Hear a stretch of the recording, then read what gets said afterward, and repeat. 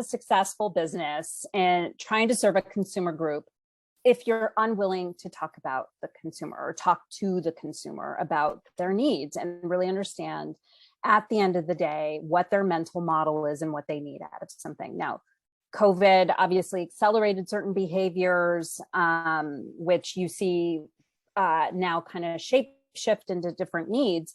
But what I would say is a few things. One, go out, talk to people. It's not about a survey. It's not necessarily asking what an MPS is, but literally going out and trying to understand, you know, what the journey is. And if you are in a B2B to C environment, it is really key for you to understand that C of your core B2B's market that they're trying to serve or segment that they're trying to serve. So I can't emphasize that enough. In terms of consumer sentiment, I'm going to put myself as a focus group of one, where I was exposed to a retail brand. It is an apparel brand, and I went to the store for the first time, saw a capsule collection, really excited about, but I wasn't sure about sizing or any of those things. And the store opened back up here in my San Francisco neighborhood, so went, checked it out.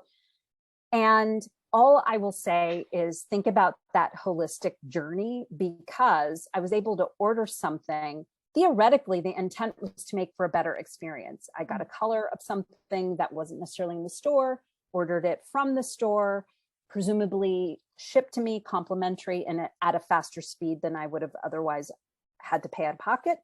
But then the anxiety set in where I had no paper trail of that order or any of those things. So the intention, you know, at the end of the day, you want to eliminate those anxieties. You want to make it super seamless, fast, and at the end of the day, invisible, so that somebody gets it, gets excited, shares their story, and, you know, creates that brand love.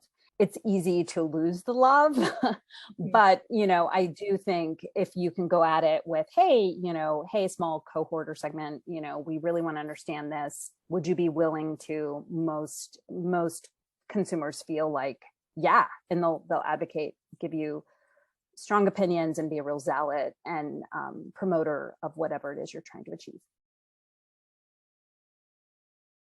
Think twice before you want to create an app.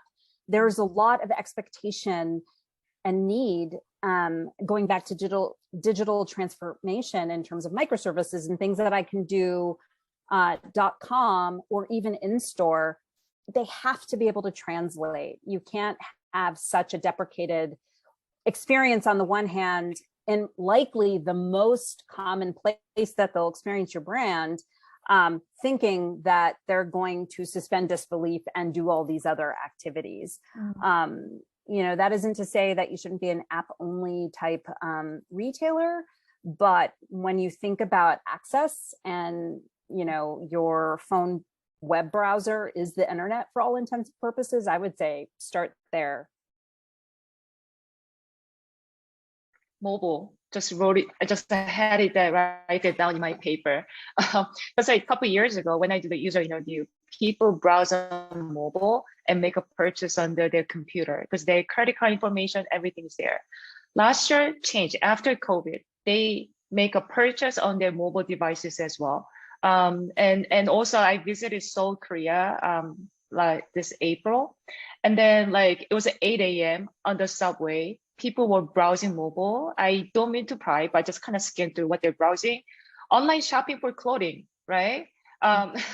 So like when I do interview, it kind of makes sense. Like people, they shop on mobile like 3 times per day, but very like short, like 3 to 5 minutes on the way go, waiting for the elevator before they go to bed. So the window of attention is at 3 minutes. So I think that we can do so much better, like optimizing, curating the product, show that what customers want in 3 minutes. And this is a part of the entertainment. It's not so much shopping anymore because like they're constantly giving you their attention span 3 minutes, like 3 times per day. So what are we maximizing? If you don't show what they want, they can just easily bounce off, go to other website, right?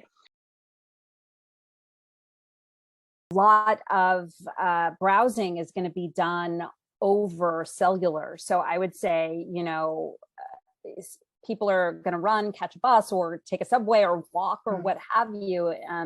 At least here in the city, I go on, my cellular. So your web browsing experience has to be performant. So, I don't know if you've read some studies back in the day, a slow internet connection is the equivalent in terms of stress and cortisol that gets, produced for a consumer, the equivalent of watching a horror film. So you don't want to be that scary,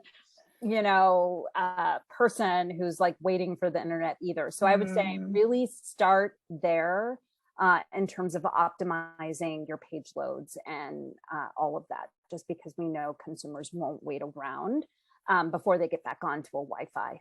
Yeah.